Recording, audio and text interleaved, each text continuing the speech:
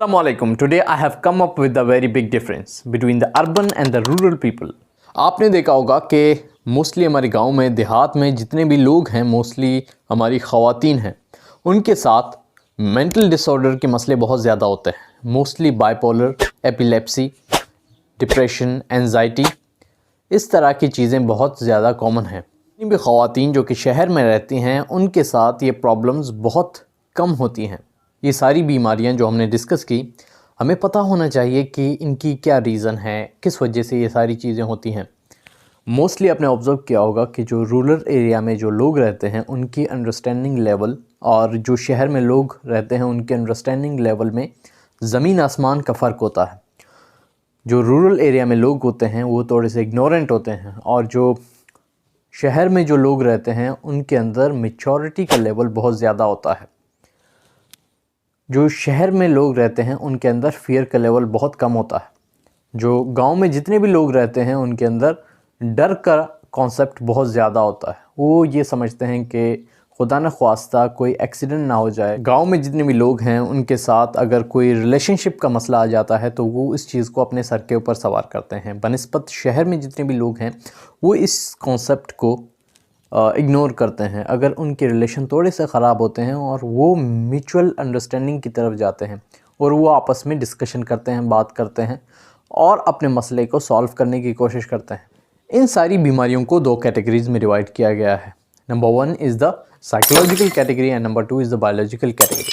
Psychological category और biological category ये दोनों रूरल एरिया में जितने भी लोग हैं उनके अंदर ज़्यादा क्वांटिटी में पाई जाती हैं। उनकी परसेंटेजेस बहुत हाई होती हैं as compared to the people that are living in the urban areas. उनके अंदर ये बीमारियां बहुत कम हैं।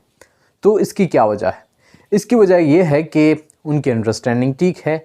अगर उनके जो साइकोलॉजिकल मसले होते हैं वो उनको मिल बांट के हल करते हैं। अगर हस्बैंड और वाइफ के दरमियान में कोई झगड़ा है, रिलेशनशिप ख़राब है, तो वो आपस में बैठते हैं, म्यूचुअल अंडरस्टैंडिंग के तहत उस मसले को हल करते हैं। बाप और बेटे के दरमियान में कोई मसला है तो वो उस चीज़ को बैठ के हल करते हैं। As compared to the people that are living in the rural areas, वो इस मसले को सही नहीं समझ पाते, उनकी अंडरस्टैंडिंग ठीक नहीं होती। अगर उनके दरमियान में रिलेशन ख़राब हैं तो वो आपस में रिटेलिएट करते हैं। बाप और बेटे के दरमियान में रिलेशन ख़राब है, रिटेलिएट करते हैं। हस्बैंड और वाइफ के दरमियान में रिलेशन ख़राब है, वो आपस में रिटेलिएट करते हैं। लेकिन जो अर्बन एरिया में लोग रहते हैं वो इस चीज़ को समझते हैं, उसके बारे में गौर व फिक्र करते हैं, उसको जांचते हैं, उसको देखते हैं। इस वजह से साइकोलॉजिकल प्रॉब्लम्स उनको बायोलॉजिकल प्रॉब्लम्स की तरफ नहीं लेके जाती।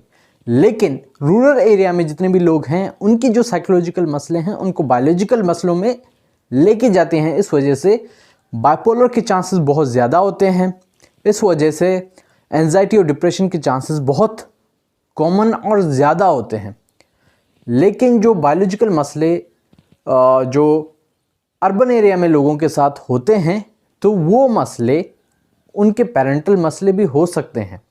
इस वजह से ये जो बायोलॉजिकल और साइकोलॉजिकल मसले हैं ये ज़्यादातर रूरल एरिया में लोग रहते हैं उनके अंदर ज़्यादा है as compared to the people living in the urban areas.